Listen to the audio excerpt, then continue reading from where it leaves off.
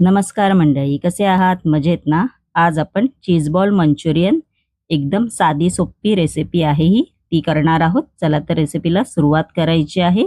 इकडे मी बाउलमध्ये 3 बटाटे उकडवलेले असे किसून घेतलेले आहेत. त्यानंतर आपण ह्याच्यामध्ये पनीर किसून घेणार आहोत. इकडे मी 100 ग्रॅम पनीरचा वापर केलेला आहे. असा तो किसून घ्यायचा आहे. आपला बटाटा आणि पनीर किसून झालेला आहे. त्यामध्ये आपण आता काळी मिरी पावडर घालून घेणार आहोत.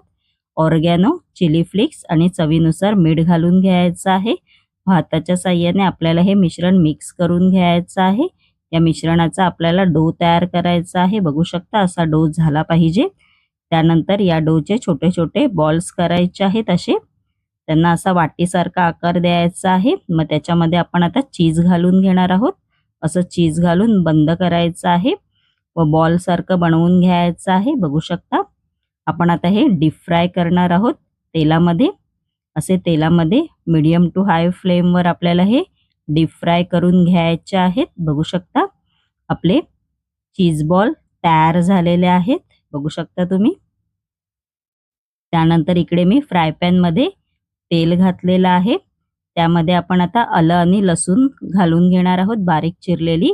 ती 1 ते 2 मिनिटं चांगली परतवून घ्यायची आहे. त्यानंतर ह्याच्यामध्ये 2 हिरव्या मिरच्या बारीक चिरलेल्या घालून घ्यायच्या आहेत. त्या सुद्धा अशा परतवून घ्यायच्या आहेत. मग कांदा घालायचा आहे. सिमला मिरची व गाजर असा मी बारीक चिरून घेतलेला आहे. तो घालून 1 ते 2 मिनिटं चांगलं परतवून घ्यायचं आहे. बघू शकता तुम्ही. त्यानंतर आपण ह्याच्यामध्ये काळी मिरी पावडर घालून घेणार आहोत.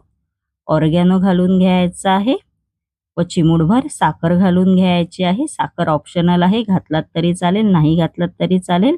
मग 1 ते 2 मिनिटं चांगलं परतवून घ्यायचं आहे. त्यानंतर आपण ह्याच्यामध्ये सॉसेस घालणार आहोत.